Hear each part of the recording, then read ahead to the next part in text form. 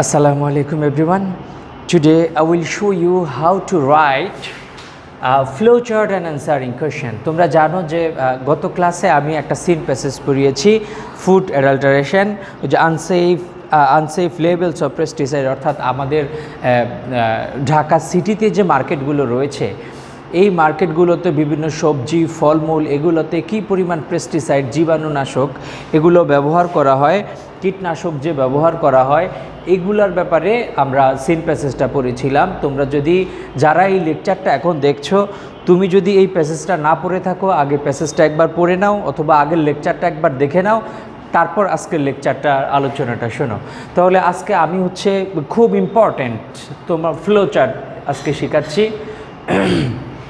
শোনো, একটা seen passage থেকে 5 ধরনের মোটামুটি প্রশ্ন আসতে পারে। প্রথমে আসতে পারে এমসিকিউ, নাম্বার 2 আসবে মানে 1A 1B, 1Aতে আসে এমসিকিউ, 1Bতে আসে আনসারিং কোশ্চেন্স, অর্থাৎ এখানে প্রশ্নের উত্তর দিতে হয়। আর যেটা 2 নংয়ে আসে তোমার ফ্লো চার্ট আসে, এই যে ফ্লো চার্ট আসে, ফ্লো চার্ট কীভাবে তুমি লিখবা এটা আমি আজকে শেখাবো।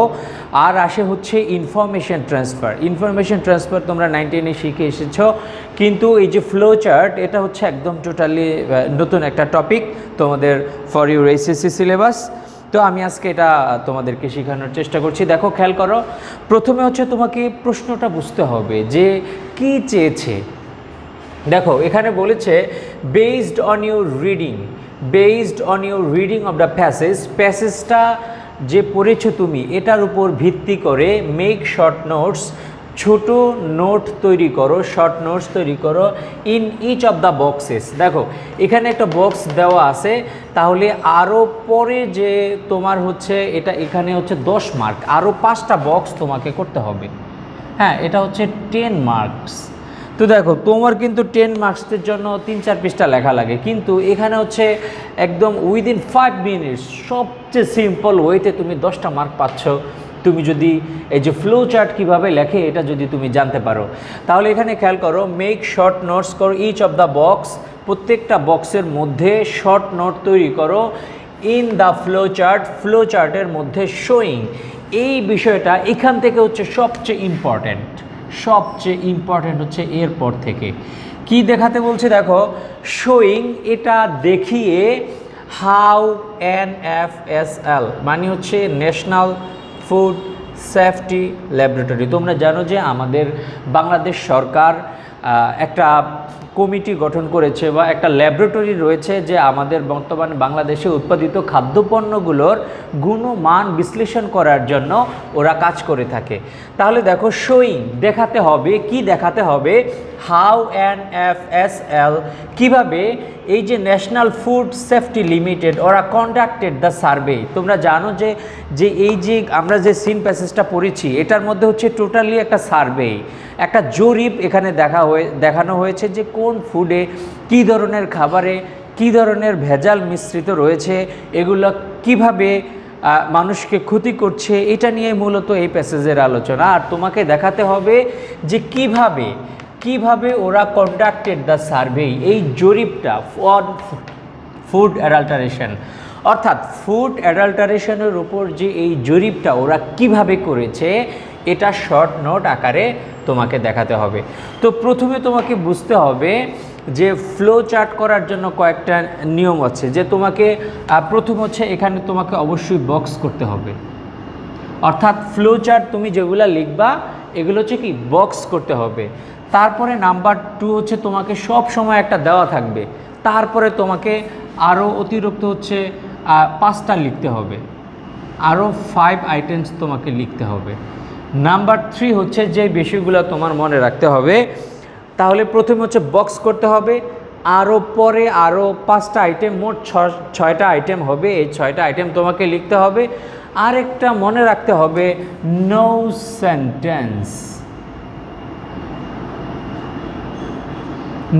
সেন্টেন্সেস, অর্থাৎ তুমি ফ্লো চার্ট যখন করবা তখন তুমি কোনো সেন্টেন্স করতে পারবা না, অর্থাৎ কোনো ক্লজ করতে পারবা না। হ্যাঁ, ক্লজ মানে কি? ক্লজ মানে সাবজেক্ট ভার্ব, অর্থাৎ তুমি যেখানে লিখবা মানে যেই শর্ট নোটগুলো লিখবা এখানে সাবজেক্ট ভার্ব এইভাবে তুমি লিখতে পারবা না।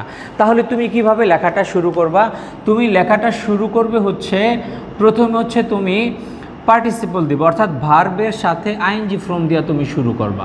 এটা হচ্ছে দ্য বেস্ট ওয়ে। ভার্বের সাথে তুমি আইএনজি ফর্ম দিয়ে শুরু করবা শর্ট নোটগুলো, অথবা শুধু তুমি টু প্লাস ভার্ব মানে ইনফাইনেটিভ দিয়ে তুমি শুরু করতে পারো। হ্যাঁ, ফুল ইনফাইনেটিভ টু প্লাস ভার্ব এভাবে তুমি শুরু করতে পারো, অথবা শুধু তুমি ফ্রেজ দিবা, শুধু ফ্রেজ, অর্থাৎ যে ওয়ার্ডগুলো চেয়েছে ফ্রেজ বা মনে করো তোমার ওয়ার্ড বা ওয়ার্ডস তুমি দিতে পারো এখানে, তাহলে এগুলো তুমি ফ্রেজ দিতে পারো, অথবা যেই ইনফরমেশনটা চেয়েছে হ্যাঁ ক্রোনোলজিক্যালি তুমি শুধু সেই ইনফরমেশনটা দিতে হবে তোমাকে। আর তোমার জন্য একটা ইজি ওয়ে হচ্ছে তুমি প্রথম তোমাকে কিন্তু সবসময় একটা করে দেওয়া থাকবে, আর যেটা করে দেওয়া থাকবে ওইটাকে তুমি অনুসরণ করে লিখবে। তো ওইটাই যদি সেন্টেন্স থাকে, সেন্টেন্স আকারে থাকে, অর্থাৎ একটা সাবজেক্ট তারপরে একটা ভার্ব, অর্থাৎ সাবজেক্ট ভার্ব এইভাবে যদি কোনো কিছু শুরু হয় সেটা কি ক্লজ বা সেন্টেন্স, এইভাবে তুমি ফ্লো চার্টগুলো শুরু করতে পারবা না। তাহলে ফ্লো চার্টগুলো তোমাকে অবশ্যই এই যে আমি যে নিয়মগুলো দেখালাম ফ্লো চার্টের মধ্যে, আমি আবার একবার বিবৃতি করছি, ফ্লো চার্টগুলো তোমাকে অবশ্যই বক্সের মধ্যে আনতে হবে। ফ্লো চার্ট একটা দেওয়া থাকবে আর পরে 5টা আইটেম তোমাকে লিখতে হবে। ফ্লো চার্টে কোনো সেন্টেন্স করা যাবে না, মানে কোনো ক্লজ করা যাবে না, মানে সাবজেক্ট ভার্ব এটা করা যাবে না। নাম্বার 4 হচ্ছে তাহলে তুমি কিভাবে শুরু করবে? ভার্বের সাথে আইএনজি ফর্ম দিয়ে শুরু করবে, অথবা ভার্বের সাথে টু দিয়ে তুমি শুরু করবে, অথবা যে কোনো ফ্রেজ ওয়ার্ড বা ওয়ার্ডস তোমার ফ্লো চার্টে শর্ট নোটের মধ্যে থাকতে পারে, অথবা যেই ইনফরমেশনগুলো চাইবে ওই ইনফরমেশনগুলো তুমি দিতে পারো।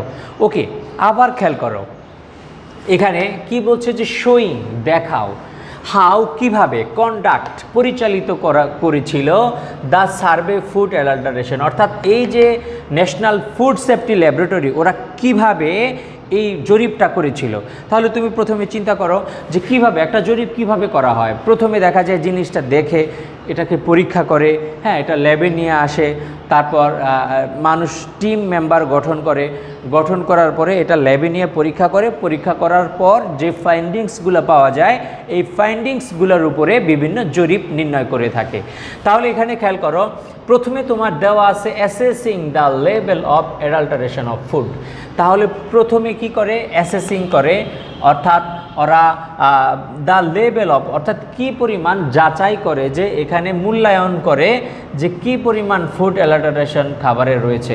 তারপর দেখো তুমি একদম তোমার সিন প্যাসেজে চলে যাও, তো এখানে বলা হয়েছে দেখো ওরা দেখো তাহলে কি করে, কিভাবে করে। হ্যাঁ, তাহলে প্রথমে ওরা বলছে এগুলা মূল্যায়ন করে, তারপরে কিভাবে মূল্যায়ন করে, আর এই মূল্যায়ন করার জন্য তারা দেখো 50 member team of national food safety laboratory. হ্যাঁ, তাহলে দেখো 15 সদস্যের একটা দল গঠিত হয়েছে।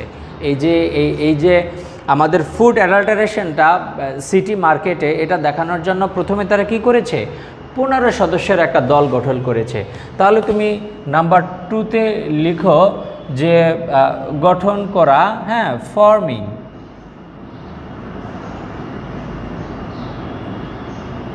forming 15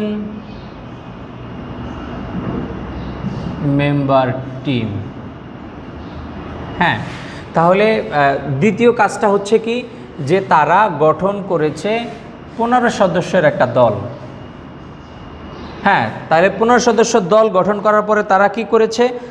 উইথ দ্য সাপোর্ট, তারা সাপোর্ট নিয়েছে, হেল্প নিয়েছে।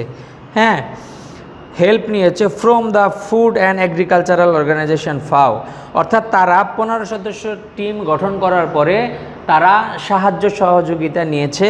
কাদের থেকে নিয়েছে? ফাও থেকে তারা সাহায্য সহযোগিতা নিয়েছে। তাহলে দেখো তারপরের যে ফ্লো চার্ট এটা কি হবে? তাহলে তারা সাহায্য নিয়েছে, তাহলে তুমি দিতে পারো যে having,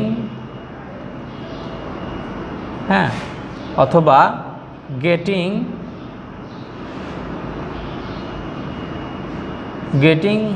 support, having or getting support from FAO। হ্যাঁ, তাহলে তারা তৃতীয় নম্বর যে কাজটা করেছে সেই কাজটা কি করেছে, তারা সাহায্য নিয়েছে। কাদের কাছ থেকে সাহায্য নিয়েছে? ফাও, তোমরা জানো ইন্টারন্যাশনাল একটা যে সংস্থা রয়েছে, agricultural organization, food and agricultural organization, যেটা ইউএনের আন্ডারে কাজ করে। তাহলে এর কাছ থেকে তারা সাহায্য নিয়েছে। তারপরে তারা কি করেছে দেখো, সাহায্য নেওয়ার পর তারা কি করছে, যে মানে কালেক্ট করছে। হ্যাঁ, কি কালেক্ট করছে? বিভিন্ন ফুড স্যাম্পলসগুলো তারা কালেক্ট করছে। কালেক্ট করার পর এগুলো তারা টেস্টিং করেছে। তাহলে কালেক্ট, তাহলে তুমি কি লিখবা এখানে দেখো, তাহলে তারা কালেক্ট করেছে। কি কালেক্ট করেছে? Food sample. তাহলে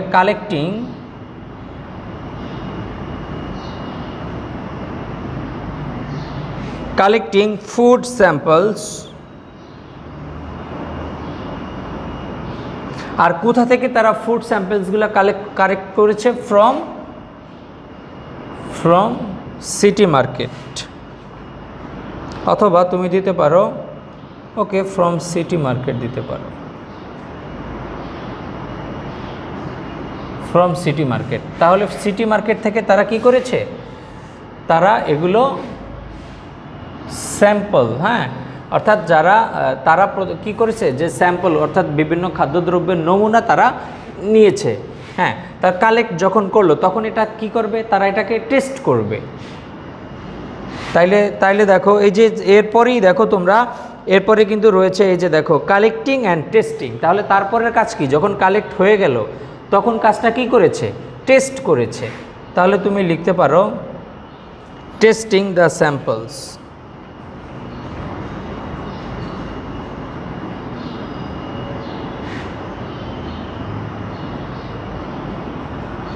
টেস্টিং দ্য স্যাম্পলস। তাহলে দেখো আমি কিন্তু প্রত্যেকটা দেখো বক্স করে দিচ্ছি। তারপরে দেখো, তারপর সর্বশেষ তারা কি করেছে? তারপরে তারা একটা সার্ভে করেছে। হ্যাঁ, তারপরে প্রিপেয়ারিং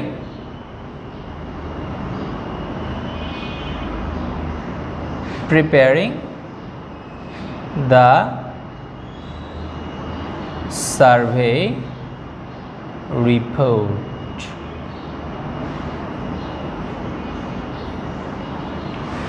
দেখো, তাহলে দেখো তোমরা, আমি আশা করি তোমরা বুঝতে পেরেছো। আমি আরেকবার বোঝানোর চেষ্টা করছি যারা এখনও বোঝো নাই। প্রথমে তোমার দেখতে হবে এখান থেকে যে শো, দেখাও কিভাবে যে ন্যাশনাল ফুড সেফটি লিমিটেড ওরা কিভাবে কন্ডাক্ট করেছে, পরিচালনা করেছে দ্য সার্ভে। এই যে সার্ভেটা, জরিপটা ফুড অ্যাডাল্টারেশনের উপরে। তাহলে খুব সহজে বোঝা যাচ্ছে, একটা দেওয়া আছে assessing the level of food adulteration. তাহলে ওরা অ্যাসেসিং, মূল্যায়ন করেছে। তাহলে আর এটা করতে গিয়ে তারা কিভাবে করেছে? প্রথমে তারা সিন প্যাসেজ থেকে আমরা পড়লে বুঝলাম যে প্রথমে তারা একটা 15 সদস্যের দল গঠন করেছে। তাহলে দল গঠন করা, ফর্মিং, দেখো এটা কিন্তু সব আইএনজি ফ্রম দিয়ে আমি শুরু করছি। দেখো সব আইএনজি ফ্রম। তাহলে তুমি খেয়াল করবা যে এখানে কোন ফর্ম আছে, এই ফর্মটা তুমি সবসময় খেয়াল করার চেষ্টা করবা। তারপর দেখো ফর্মিং 15 মেম্বার টিম, 15 সদস্যের দল গঠন করা হয়েছে। তারপর তারা সাপোর্ট নিয়েছে বা সাহায্য নিয়েছে, ফ্রম ফাও থেকে তারা সাহায্য নিয়েছে। তারপর তারা কি করেছে? Collecting food samples from city market থেকে তারা নমুনা নিয়েছে। হ্যাঁ, যে খাদ্যদ্রব্যের নমুনা নিয়েছে। নমুনা নেওয়ার পর তারপর এগুলা টেস্ট করেছে। হ্যাঁ, কোথায় টেস্ট করেছে? ন্যাশনাল ফুড সেফটি লিমিটেড, এখানে ল্যাবরেটরি, এখানে টেস্ট করেছে। টেস্ট করার পরে তারপরে তারা সার্ভে রিপোর্টটা তৈরি করেছে। তাহলে আমি আশা করি যে তোমরা এটা বুঝতে পেরেছো। আমি আরেকটা নমুনা দেখাবো যে ফ্লো চার্ট, এই চ্যাপ্টার থেকে কিভাবে ফ্লো চার্টগুলো তৈরি করতে হয়। মাই ডিয়ার স্টুডেন্টস, দেখো আমরা আরেকটা ফ্লো চার্ট আমরা দেখছি। তাহলে প্রশ্নটার দিকে প্রথমে খেয়াল করো, রিড দ্য ফলোয়িং টেক্সট। আসলে ফ্লো চার্ট তোমার যেখানে থাকবে সেখানে হচ্ছে তোমার এই যে একটা টেক্সট দেওয়া থাকবে। তো ওই টেক্সটের উপরে বা ওই প্যাসেজটা পড়ে তারপর তোমার ফ্লো চার্টগুলো তৈরি করতে হয়। তো এখানে দেখা যায় যে আমি যেহেতু তোমাদেরকে সিন প্যাসেজটা পড়াচ্ছি, আমি আর এটা উঠালাম না, এখান থেকেই যেহেতু আমরা এটা তৈরি করছি। তাহলে এই কারণে দেখো প্রশ্নটা হুবহু এরকম থাকে, রিড দ্য ফলোয়িং টেক্সট, নিচের টেক্সটটা পড়ো। নিচে অনেকগুলো টেক্সট থাকে, টেক্সটের পরে তারপরে এটা থাকে। মেক আ ফ্লোচার্টটা তৈরি করো বাউট NFSL অর্থাৎ ন্যাশনাল ফুড সেফটি ল্যাবরেটরি সম্পর্কে অ্যান্ড ইট অ্যাক্টিভিটিস, অর্থাৎ ন্যাশনাল ফুড সেফটি ওরা যে এই ল্যাবরেটরি ওদের সম্পর্কে এবং এদের কাজকর্ম সম্পর্কে একটা তোমাকে শর্ট নোট করতে বলেছে। তাহলে চলো আমরা শর্ট নোটগুলো করার চেষ্টা করি। তাহলে তুমি প্রথমে চিন্তা করো যে এখানে দেখো প্রথম তোমার জন্য যেটা করে দেওয়া হয়েছে NFSL মিনিং, এটা বলতে বোঝায় ন্যাশনাল ফুড সেফটি ল্যাবরেটরি। এটা তুমি সিন প্যাসেজ থেকেই তোমার রয়েছে, সিন প্যাসেজের মধ্যে তুমি এখান থেকে এটা খুব সহজেই অনুমান করতে পারো। তাহলে দেখো NFSL মিনিং, এটার অর্থ হচ্ছে কি, শোনো আমি যদি দিতাম যে NFSL মিনস, তাইলে কিন্তু এটা সম্পূর্ণ একটা ক্লোজ হয়ে যেত, সেন্টেন্স হয়ে যেত। তাহলে আমি কিন্তু এখানে সেন্টেন্স বা ক্লোজ করিনি, আমি এখানে জাস্ট ইনফরমেশন দিয়ে দিয়েছি যে এটার অর্থ হচ্ছে ন্যাশনাল ফুড সেফটি ল্যাবরেটরি। ওকে, তাহলে দেখো তাহলে তোমাকে কি করতে হবে যে পরবর্তী ধাপগুলোতে তুমি হচ্ছে যে এই যে NFSL এটা সম্পর্কে এবং এটার কাজকর্ম সম্পর্কে তুমি হচ্ছে এখানে ইনফরমেশন দিবা। তাহলে তুমি সিন প্যাসেজটা পড়ো, সিন প্যাসেজটা পড়ার পরে তাহলে দেখা যায় যে সিন প্যাসেজটা ওরা কি করেছে, এই মানে এই যে চার্ট, এই চার্টের মধ্যে তারা কি করেছে, তারা করছে কি যে 15 সদস্যের একটা দল গঠন করছে। হ্যাঁ, তাহলে দেখো ঠিক আগেরটার সাথে কিন্তু কিছুটা মিল আছে। তাহলে কি করছে তারা, ফর্মিং 15 মেম্বার টিম, 15 সদস্যের তারা একটা দল গঠন করে। হ্যাঁ, এটাও কিন্তু তাদের কাজের মধ্যে অ্যাক্টিভিটিস। হ্যাঁ, তারপরে তারা কি করেছে দেখো, তারা ওই যে ফুড লেভেলগুলো, হ্যাঁ তারপরে তারা কি করেছে যে তারা সাহায্য নিয়েছে, কি করেছে তারা সাহায্য নিয়েছে। তাহলে কি যে হ্যাভিং বা গেটিং হেল্প ফ্রম ফাও, তাহলে তারা কি যে ফুড অ্যান্ড এগ্রিকালচারাল অর্গানাইজেশন এদের কাছ থেকে তারা সাহায্য নিয়েছে। সাহায্য নিয়ে তারা কি করেছে যে assessing the level of food adulteration, তারা মানে মূল্যায়ন করেছে, অ্যাসেসিং দ্য লেভেল অফ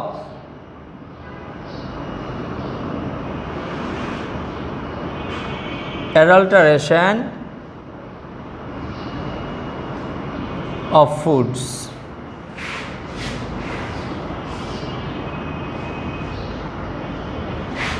প্রত্যেকটা নিচে এভাবে চিহ্ন দিয়ে দিবা। তারপর তারা কি করেছে যে কালেক্টিং স্যাম্পলগুলো নিয়েছে, collecting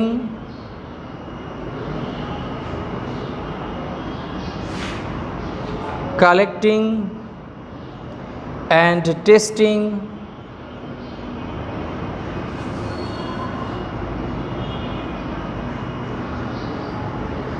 the food samples।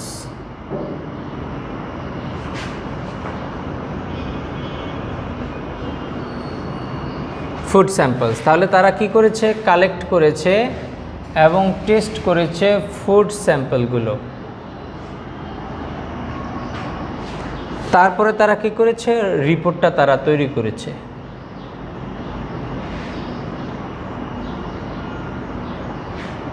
Preparing the survey report.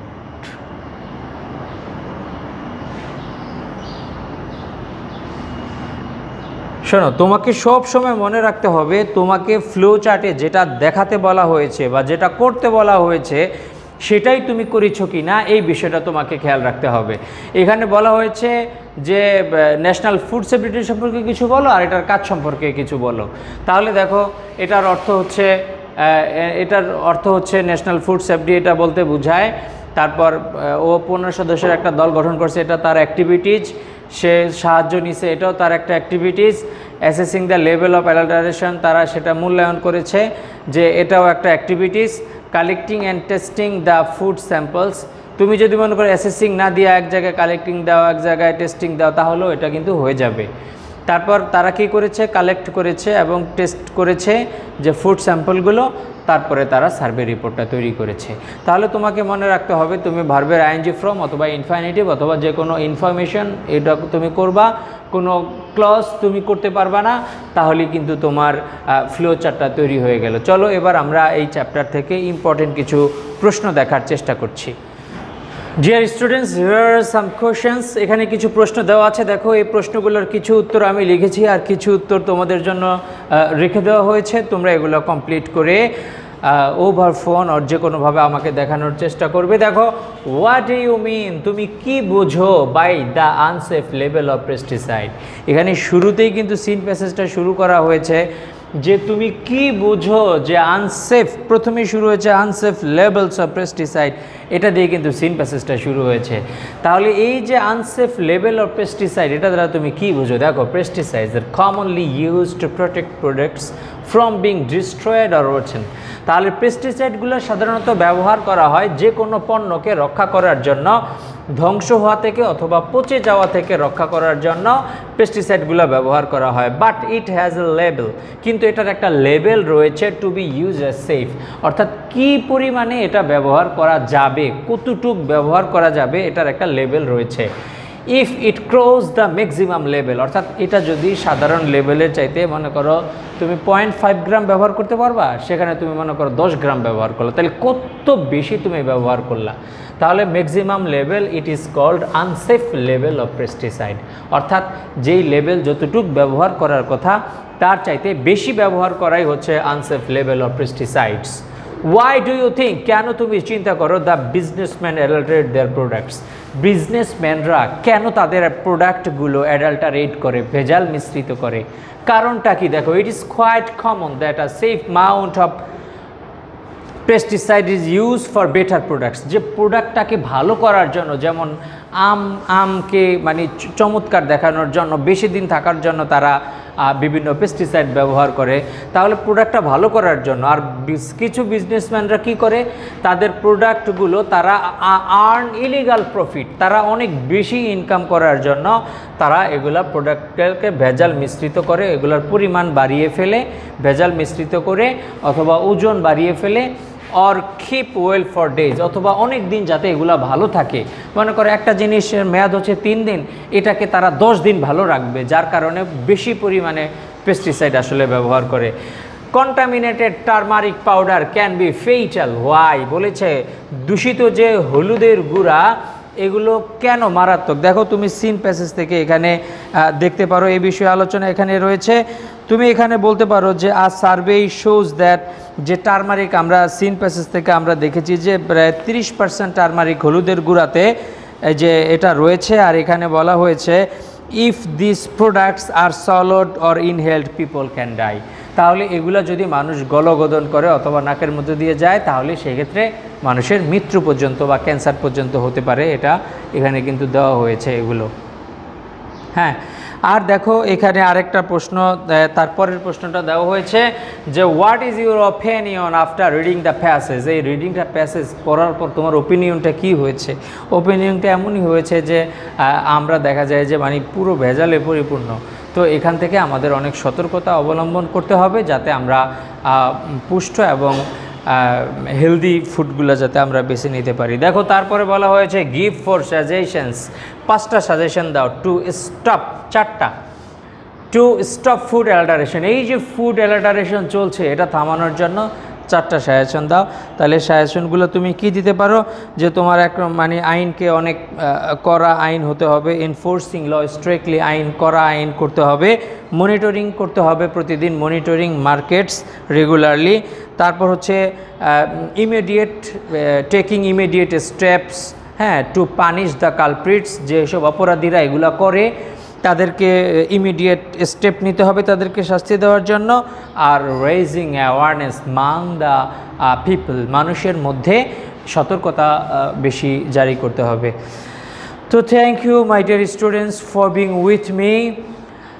আমি আশা করব যে তোমরা আমার আজকের আলোচনাটা যেটা রয়েছে তোমরা এটা কমপ্লিটলি বুঝতে পেরেছো। কিভাবে ফ্লো চার্ট লিখতে হবে তোমরা নিজেরা ট্রাই করো। এরপরেও দেখো আমি আরেকটা যে প্রিসি বা সামারি কীভাবে লিখতে হয় একটা সিন প্যাসেজ থেকে, এগুলো আমি তোমাকে দেখাবো এবং পরবর্তী আরও প্যাসেজগুলো নিয়ে আমি আলোচনা করব। যেই প্যাসেজগুলো নিয়ে আমি আলোচনা করছি এগুলো সব তোমাদের এসএসসি পরীক্ষার জন্য, বোর্ড পরীক্ষার জন্য very much important. Thank you for being with me. Allah Hafiz. See you in the next class.